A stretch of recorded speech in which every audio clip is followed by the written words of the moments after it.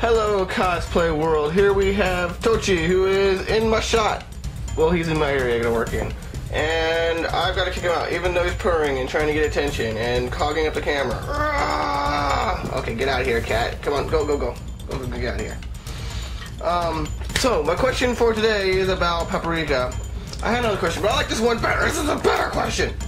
No offense, guys. Cat, get out of the camera. No one wants to see cat butt. Here, I'll hold you in my lap. No, I won't, because I'll just teach you to get out of here. Anyway, Paprika problems. This person has too many polygons, as far as I can tell, in their project. That is their problem. They want to know how to cut out something very efficiently, very quickly, I'm assuming, but I think that's only treating the symptoms in this problem. It's not really treating the real issue here. If you want quality work, you are going to take your time, and you are going to be very patient, and you are going to be, if you're skilled, you can do it quickly, but if you want your work to be good and you're new, you take more time and practice at it. If there's 100,000 little cuts, you might have to do it if you really want your work to be great. Scissors are a good way to cut things. I mean, I'm just going to put this out there. It's kind of inside tip, but scissors. There's also, box cutters and X-Acto knives, hobby knives, things like that. And they all cut and work very well in that same fashion. Oh man, I really shouldn't have let that leak. But I think the real problem is the number of polygons. It's a lot of work.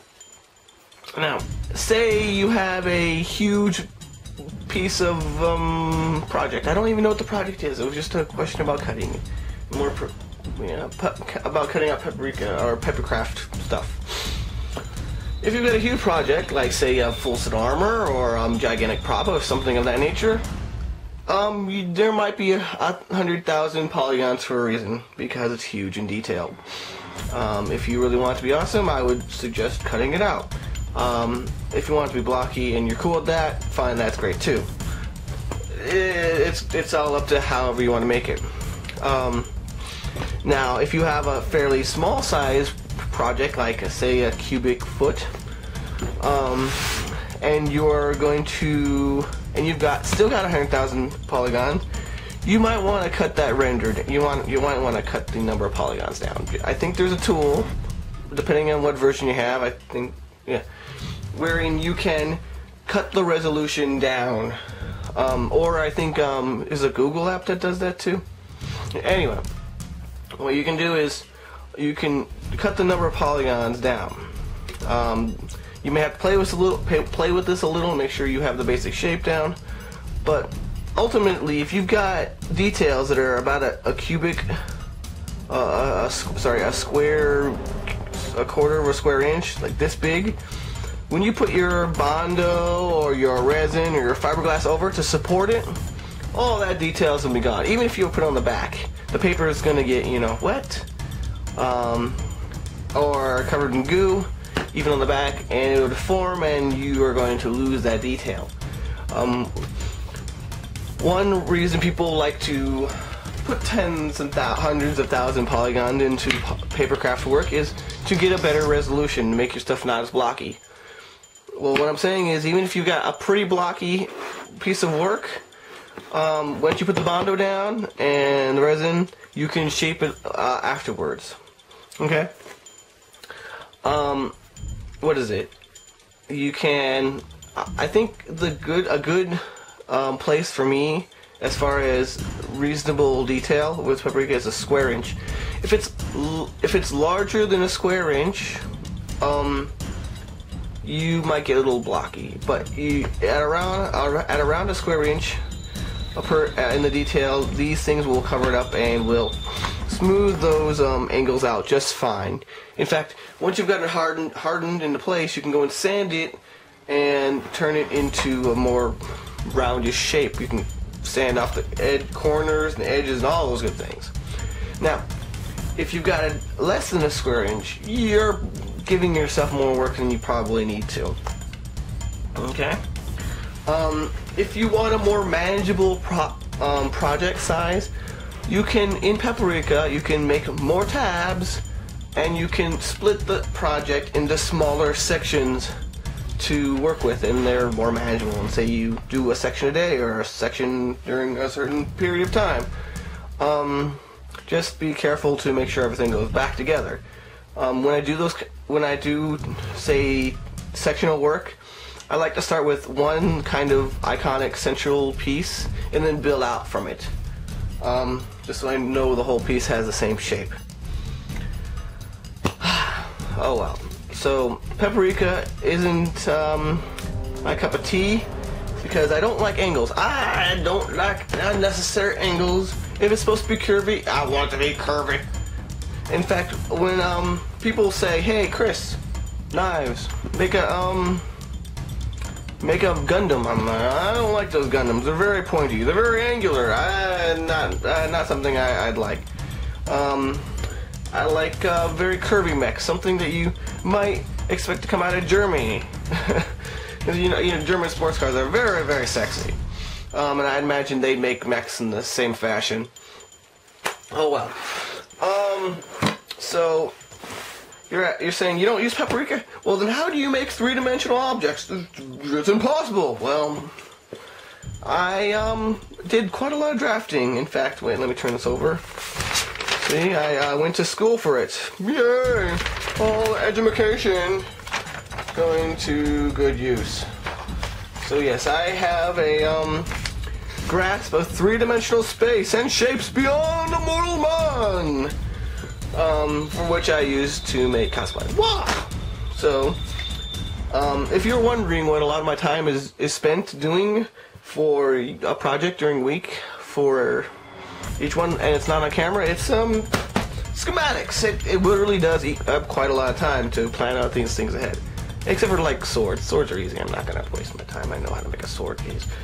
Anyway, so we've got different parts of the project in different stages that need to be completed, and you see the different X's at these different stages, and some math here, a little bit of math here. Yeah, a little bit more math here. Let's see, and I draw some three-dimensional or three point of view sketches or drafts of each material. These are largely to calculate the amount of material I'm going to need. In this case, insulation foam.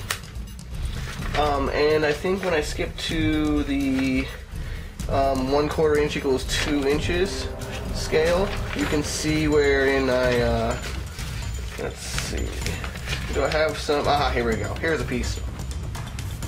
Here we have let's say this is a flat view and these are two side views. Now each one of these is a each line in the grid is about 2 inches here, and by using these two side perspectives, I'm able to draw out the topographic layout, or the general layout of this piece. These they're a little oversized, so I can sand them down into a nice smooth shape, but that's basically how I do it. You see how the very tip here is very small, and it's very small here. Yep. And I have different thicknesses of the layers laid out. Here's some different sections here. I don't know, and then I go into the support pieces, like here's some wood where the pieces interlock, and here's a diagram of the wood pieces interlocking. I believe that this is for the shoulder mounting. Yeah, that's the shoulder mounting diagram. Here's some more diagrams for PVC pipe work. Yeah, this is all PVC pipe work. I don't know. Oh, and then once I know how much I've done all that, I've drafted all of the material, I can then slice each one off and determine how much material I'm going to need. You can see I have various different parts labeled here. Like this is front plate 3, and this is pod 7. Yep, this is pod 6, 4, 2, and I even designed it in such a way that they're nested in each other for more efficient use of material. Here there's some empty spaces, like these are wasted, these corners are wasted here, but so I generally draw a schematic of the object and then I'll work from there. Or if I have plenty of material, like with a small piece, say about may say less than 2 cubic feet of material, I'll just make the general shape and start sanding into it to more accurately effectively work. But on larger pieces, where this is actually a 4x4 sheet, I plan those out a lot better. I don't know. Paprika has the advantage of being